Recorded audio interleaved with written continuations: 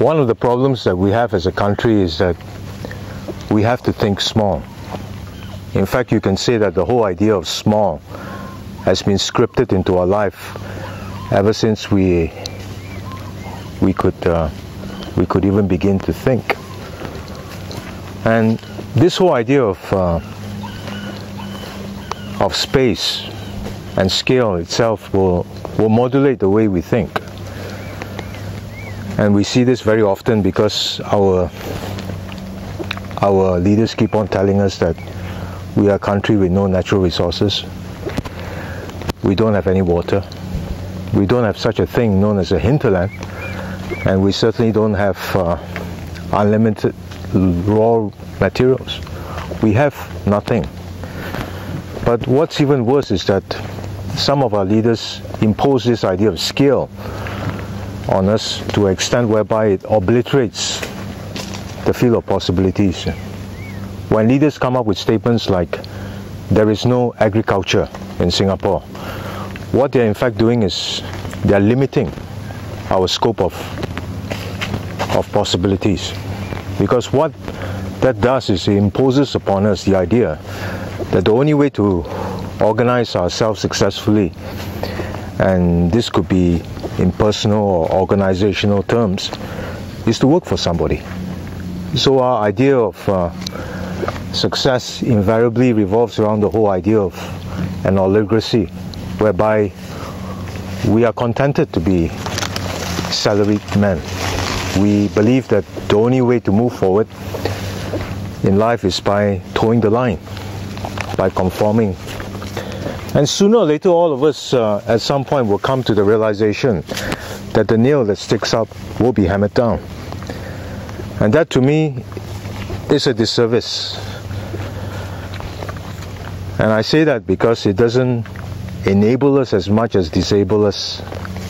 And it doesn't take a lot to disable a man. All you have to do is impose upon him the idea that he must think small, and that the whole idea of big doesn't pay at all.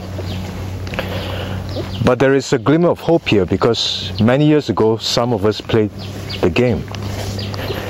And in this game, if there is one indestructible idea, lack of a better word, it is the concept that it doesn't pay to think small.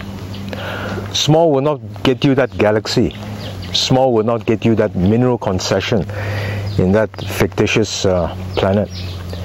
Small will not be able to get you that high ground on the hill. And for many, many years, we played that game where we were big in the land of the small. And many of these people who play the game are no longer kids. Many have gone into university, graduated. They have become family men. Many have even worked in corporations. But all of them, without a single exception, have always suffered from this belief that they are selling themselves short, that they are living the life of smallness. Because when they compare the experiences that they were able to glean from just playing the game and the benefits of big, it doesn't sit very well with the whole idea of trying to organize yourself in the land of the small. And so many have decided to take wing. They've decided to go to places like Honduras, Burma, Vietnam, Africa, to realize what they consider big. It could be plantation, it could be the technologies relating to plantation. But my point is to recount to you the whole idea that small doesn't pay at all. That we may come from a small country, and there may even be leaders who spout stupid things like there is no such thing as agriculture in Singapore. But the idea doesn't limit us, because in a game that we once played, many of us were able to glean so many things. We were able to see the benefits of being big, and so we were able to condition our minds in such a way whereby we could only think in very large terms. And so, although it's just a game, I'm here to tell you that it's not a game without any intrinsic value whatsoever, but rather it's a game that has honed many of the skills that has made us very adaptable to these sort of conditions. Because in the game, it's just not a matter of just pressing a few buttons and killing as many aliens as you like. That's complexity. There's a whole idea of managing yourself and managing others, managing conflict, creating opportunities, and working within a set of constraints. So these skill sets have proven themselves to be very useful in this kind of environment. And many of the structures and the syllabuses that we have been able to study in the game are very much like flying a computer simulator of a 747. You learn the intricacies of flying. And so when you're thrown in an environment like this, it's not a problem. Because even before you would come to an alien environment, the liaison officer would come in. He would be able to scale what are the local issues, what is the sociological, cultural, economic and political background of that area. He will be able to do the feasibility and risk analysis, and all these things will feed into the whole idea of gamers who want to go into the whole idea of industry. And it's a good thing. It's a good thing because what we have is a structure, something good to build on.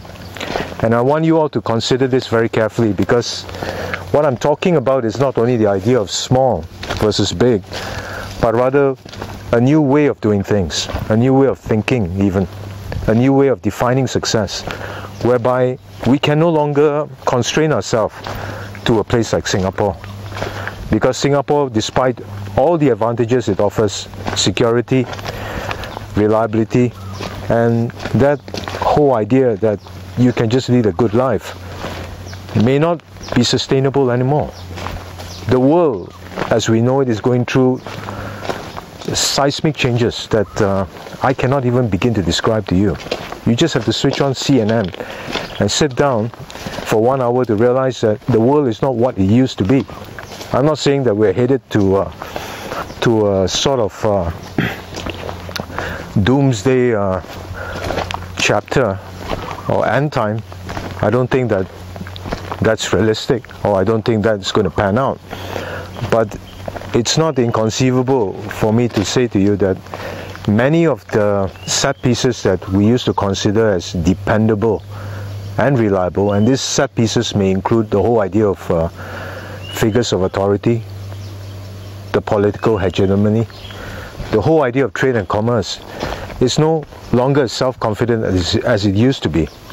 And we can no longer depend on this whole idea of just working hard and coming out and finding comfort in a cubicle and being salaried man. We have to go out.